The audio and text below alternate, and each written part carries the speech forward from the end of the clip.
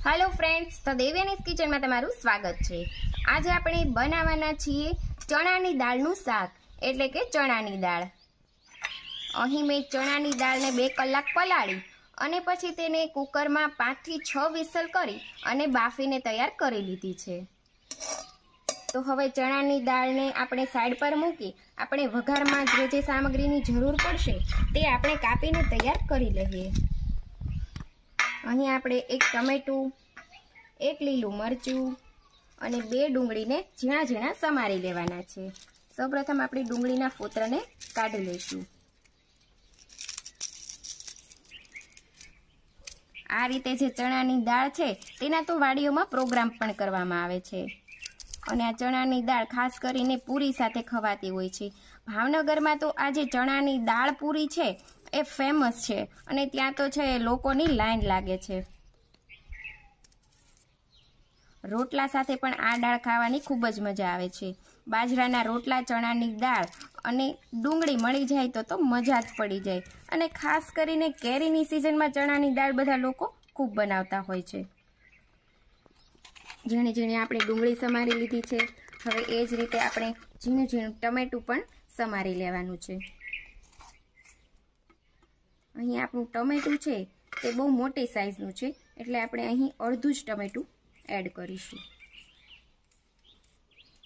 ચણાની દાળનું શાક તો તમે 1000 વખત બનાવ્યું હશે, પરંતુ આ રીતે એકવાર તમે ચણાની દાળ બનાવજો, ખૂબ જ ટેસ્ટી બને છે।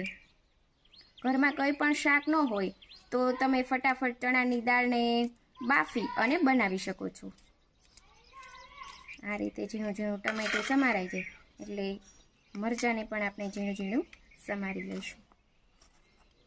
અહીં આપણે લીલું અને લાલ એમ બંને મરચાંનો યુઝ કરવાના છીએ, તો લીલું મરચું છે તે આપણે અડધું જ નાખીશું।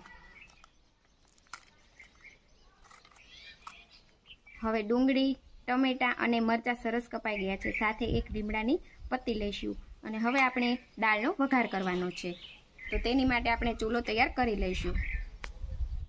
હવે દાળ વઘારવા માટે અહીં ચૂલો કરી આપણે તેલને લોયામાં ગરમ કરવા માટે મૂકી દીધું હતું। હવે તેલ સરસ રીતે ગરમ થઈ ગયું છે તો તેમાં આપણે 1 ચમચી રાઈ ઉમેરીશું। રાઈ સરસ રીતે ફૂટી જાય એટલે અડધી ચમચી આખું જીરું ઉમેરીશું અને સાથે ચપટી હિંગ ઉમેરીશું।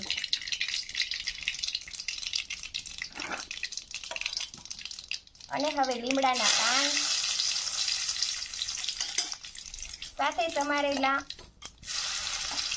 કાંદા, ટામેટા અને મરચાં ઉમેરી દઈશું અને બધું જ સરસ રીતે સાંતળી લેવાનું છે।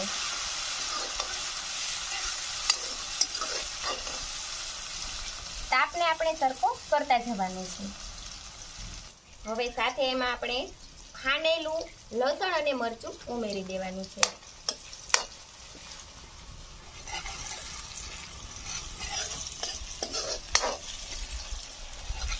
અને તેને પણ આપણે સરસ રીતે સાંતળી લેવાનું છે।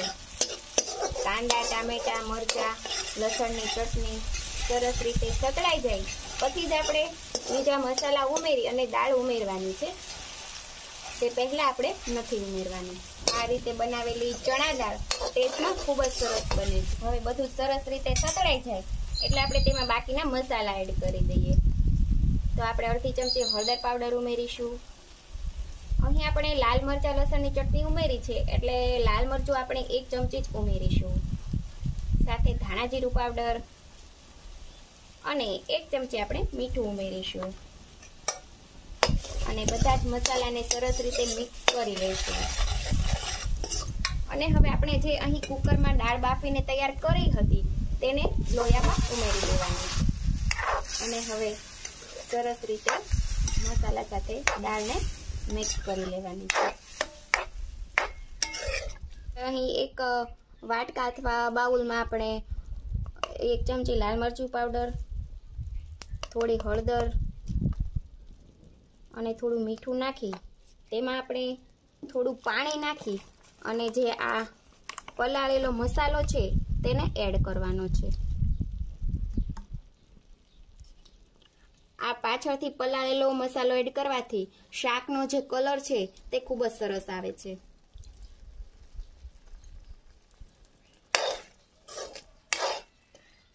હવે આ દાળમાં આપણે થોડું પાણી એડ કરવાનું છે. અહીંયા આપણે અડધો ગ્લાસ જેટલું પાણી ઉમેરીશું. તમે પાણીની જગ્યાએ જો દાળ સેજ ખટુમરી ખાવી હોય તો છાશ પણ ઉમેરી શકો છો. 5 મિનિટ જેવી દાળને આપણે ઉકળવા દેવાની છે. તો હવે તમે જોઈ શકતા હશો કે એકદમ સરસ આપણી દાળ છે તે બનીને તૈયાર થઈ ગઈ છે. હવે આપણે તેની ઉપર લીલા ધાણા સ્પ્રિંકલ કરીશું અને તેને ચૂલા ઉપરથી નીચે ઉતારી લઈશું. અને આ દાળને તમે રોટલી, પૂરી કે રોટલા સાથે પણ ખાઈ શકો છો. તો રેડી છે આપણી એકદમ ટેસ્ટી એવી ચણાની દાળ. તો ફ્રેન્ડ્સ, તમને મારી આ રેસીપી પસંદ આવી હોય અને આવી નવી નવી રેસીપી જોવી હોય તો મારી ચેનલને લાઈક કરજો, શેર કરજો અને સબસ્ક્રાઇબ કરવાનું ભૂલતા નહીં. Thanks for watching.